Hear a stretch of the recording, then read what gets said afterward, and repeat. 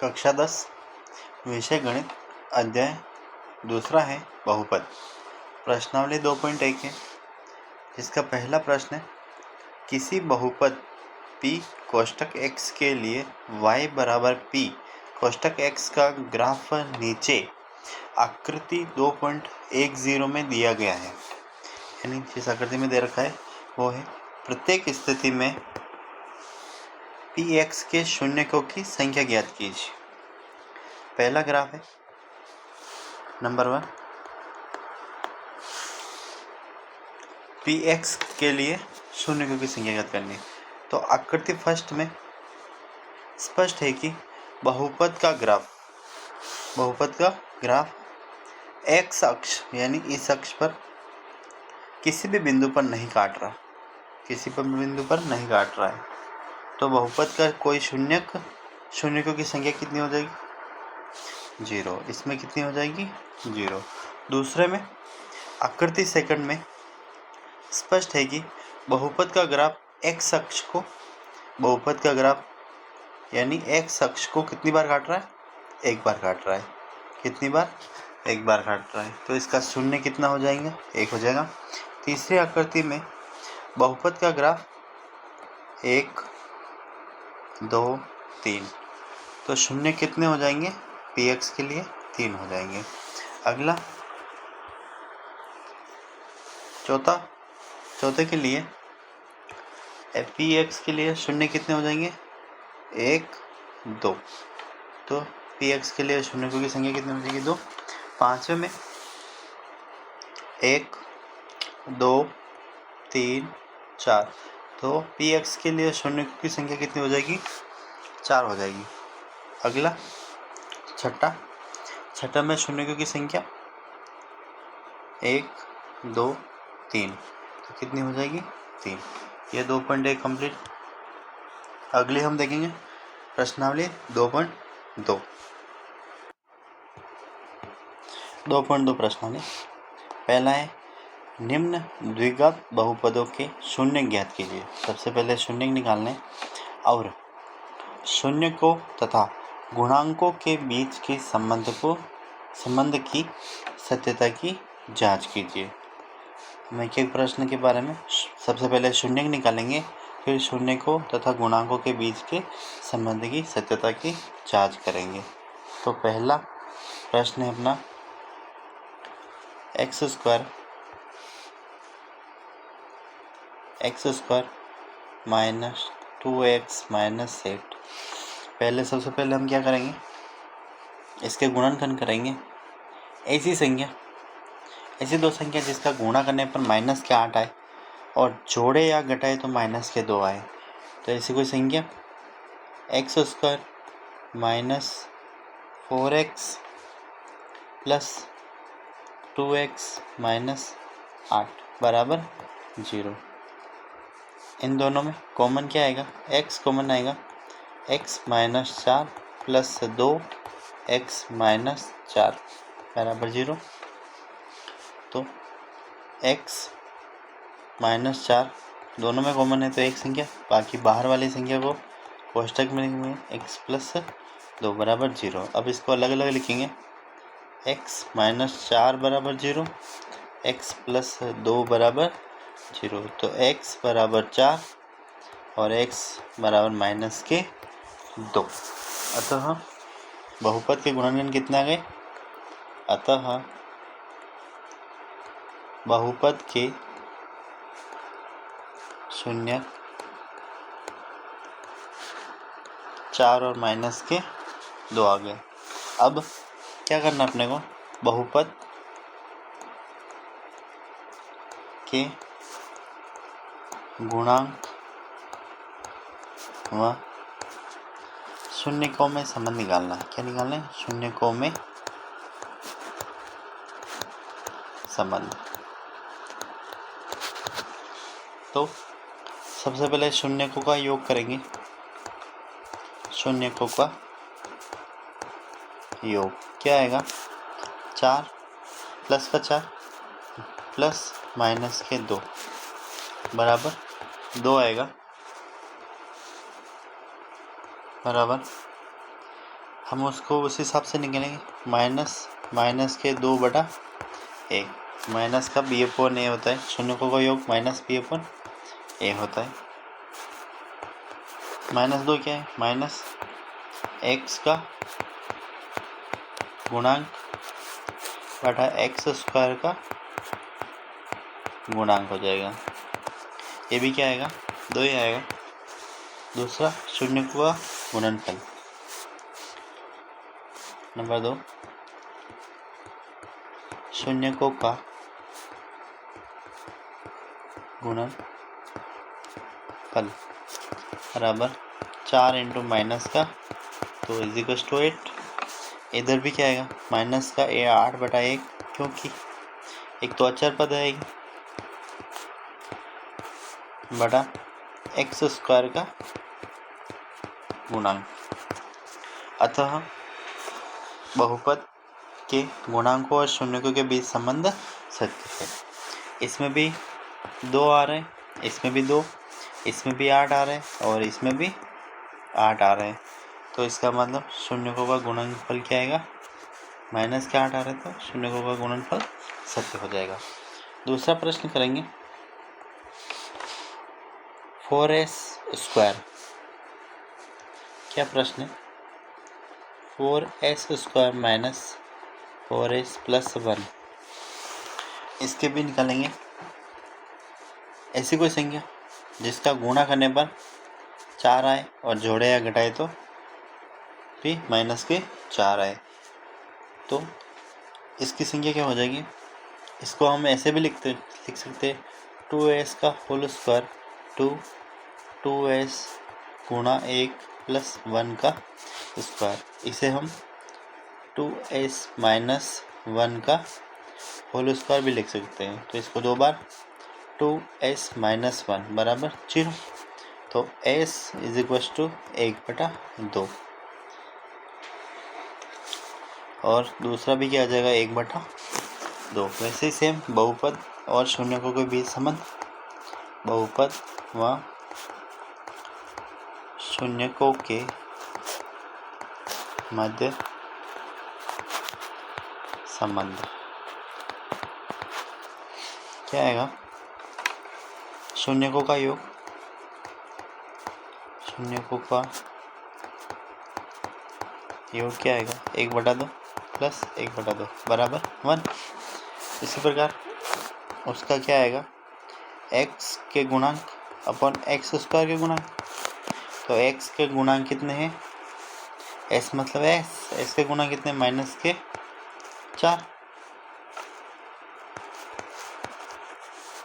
और x square के गुणांक कितने? 4। इस माइनस प्लस तो क्या आएगा? 1। और शून्यकों का गुणनफल दूसरा क्या है? शून्यकों का गुणनफल क्या आएगा? 1/2 गुणा 1/2 यानी 1/4। इसमें भी अचर पद क्या है? इसमें 1 और x स्क्वायर के गुणा कितने? 4। तो 1/4 और 1/4।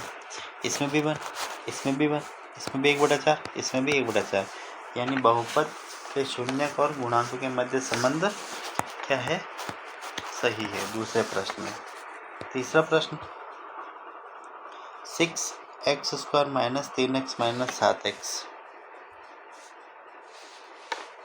6x² - 3 - 7x। सबसे पहले हम सिंप्लीफाई करेंगे, सही करेंगे इसको। 6x² - 7x - 3 इसको हम कैसे? क्षेत्रीय 18 गुणा करने पर 18 और जोड़े या घटाए तो 7। तो 9 2 हो जाएगा। 6x² - 9x + 2x - 3 2 के जोड़े बनाएंगे। 6 और 3 में 6 और 9 में 3 कॉमन आ जाएगा x। तो 2x - 3 प्लस कुछ नहीं आ रहा इनमें कॉमन तो 1 आएगा 2x - 3। तो इसके गुणनफल क्या हो जाएंगे? 2x - 3 कॉमन है दोनों में एक बार, फिर बाहर क्या बच रहा है? 3x + 1। इसके हम अलग अलग 0 के बराबर रखेंगे तो x बराबर 3/2 और 3x plus 1 is equal to 0, तो x बराबर -1/3। इसको फिर हम वही बहुपद और शून्यकों के बीच संबंध, बहुपद व शून्यकों के मध्य संबंध। सबसे पहले शून्यकों का योग, शून्यकों का योग क्या हो जाएगा? योग 3/2 प्लस माइनस का 1/3, 2 और 3 का 6, 3 3 9 प्लस माइनस माइनस 2 एकम 2, तो 7/6। अगला इसी प्रकार -b/, माइनस बी यानी -7, ए का मान कितना 6, तो माइनस का 7/6। अगला शून्यकों का गुणनफल, शून्यकों का गुणनफल क्या आएगा? 3/2 गुणा -1/3, 3 से 3 तो -1/2। अचर पद c/a, c का मान कितना है? -3 और 1 का मान कितना है? 6, तो -1/2, यानी इसमें भी माइनस के 7/6, इसमें भी माइनस के 7/6, इसमें भी माइनस का 1/2 और शून्यकों के गुणनफल में भी इसमें भी माइनस का 1/2, यानी बहुपद और शून्यकों का संबंध सही है।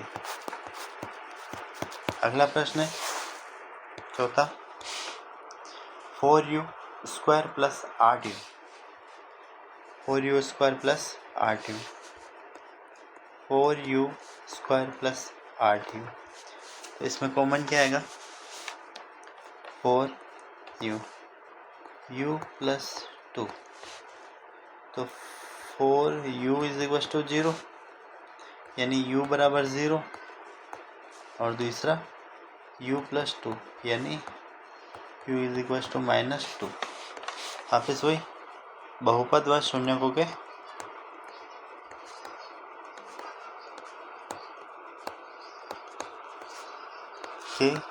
मध्य संबंध।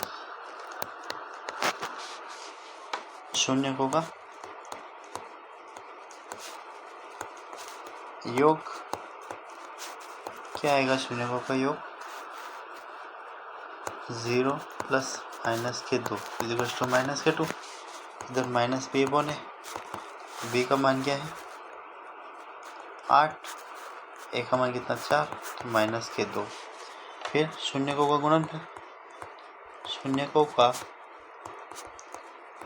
गुणनफल क्या है? 0 को गुणा -2 से यानी 0। इधर अचर पद कितना है? c/a, c का मान कुछ नहीं है तो 0 और a का मान 4, 4 का भाग 0 में 0 आ जाएगा। तो शून्यकों के योग में भी -2, इसमें -b/, में भी -2, शून्यकों का गुणनफल 0, c/a का मान भी 0, यानी बहुपद और शून्यकों के बीच संबंध भी सही है। अगला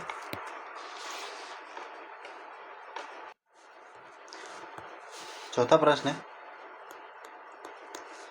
पांचवा, t² -15, t √15 plus minus, t² हटेगा इधर √ लग जाएगा, t का मान क्या हो जाएगा? √15 और माइनस √15, वही निकालेंगे बहुपद के गुणांक व शून्यकों में संबंध। शून्यकों का योग क्या है? √15 प्लस माइनस 15 बराबर 0, 15 से 15 कट जाएगा। इधर माइनस बी अपॉन है, बी का मान 0 है, ए का मान 1 है, क्या आएगा 0। फिर दूसरा शून्यकों का गुणन फल √15 इंटू माइनस के √15, तो माइनस के 15 आ जाएगा।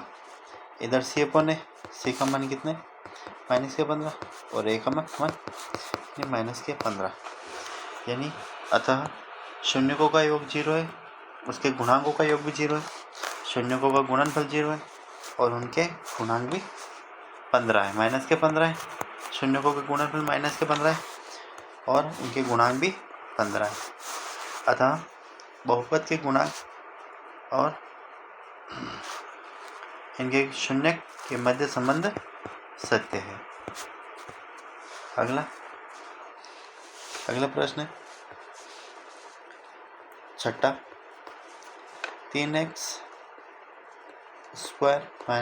- 4, इसको हम सॉल्व करेंगे, इसके गुणनखंड करेंगे तो 3x² - 4x + 3x - 4, दो के जोड़े बनाएंगे, दोनों में कॉमन x है, 3x - 4, इधर कुछ कॉमन नहीं है तो सेम 3x - 4, तो x + 1 3x - 4, तो x = -1 और दूसरा गुणनखंड 4/3 हो जाएगा, तो वही सेम निकलेंगे। शून्य के बहुपद के गुणांकों व शून्यकों में संबंध।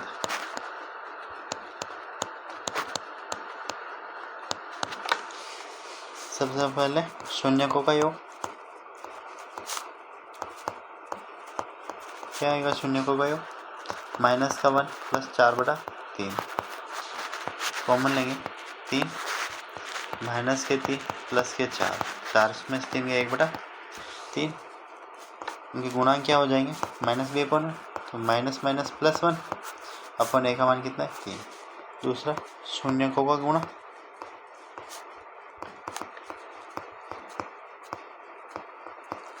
गुणनफल बराबर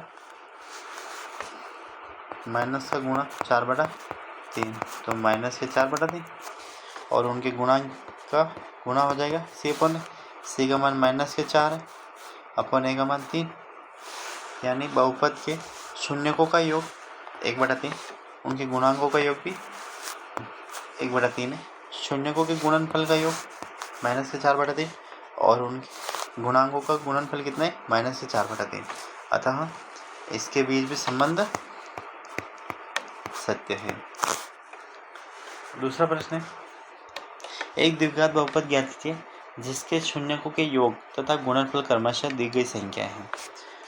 पहला, शून्यकों का योग कितना है 1/4 और उनका गुणनफल कितना है -1, तो इसको हमें समीकरण में पिरोना है, तो इसकी समीकरण क्या होती है,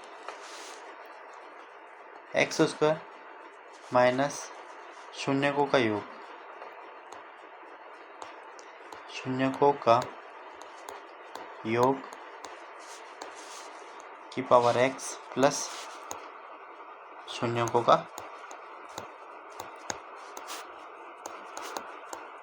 गुणनफल। पहला x² - शून्यकों का योग कितना है, पहले में 1/4, x प्लस शून्यकों का गुणनफल कितना है -1, इसको सरल करेंगे x² - 1/4x प्लस -1, लघुत्तम लेंगे इसके 4 आएगा, 4x² - 1 का x और माइनस के 4, ये 4 इधर जाएगा 0 हो जाएगा, तो क्या बनेगा 4x² - x - 4, पहला। दूसरा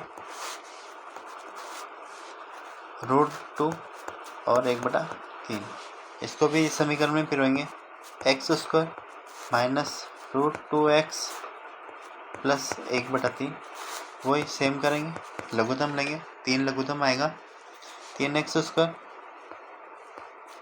-3√2x प्लस 1, और इधर बटे में 3 आएगा तो इधर क्या हो जाएगा, 0 हो जाएगा। अगला तीसरा प्रश्न, 1 और 1, सॉरी तीसरा प्रश्न क्या है, 0√5, तो इसमें x² माइनस x की पावर का योग कितना है, 0x प्लस गुणनफल कितना, √5, तो x² प्लस √5 हो जाएगा बराबर 0। चौथा, 1 और 1, x² माइनस x, गुणनफल भी कितना है, 1 बराबर 0। सातवां, -1/4, 1/4, x² माइनस 1/4 x प्लस 1/4, 4 दोनों में है, 4 को लघुत्तम ले लेंगे तो 4x² माइनस x प्लस 1। छठा है 4 और 1, x² माइनस 4x प्लस 1 बराबर 0। यही इसके आंसर है। धन्यवाद। ये दूसरी प्रश्नावली कंप्लीट होती है अपनी। आगे हम तीसरी प्रश्नावली देखेंगे। धन्यवाद।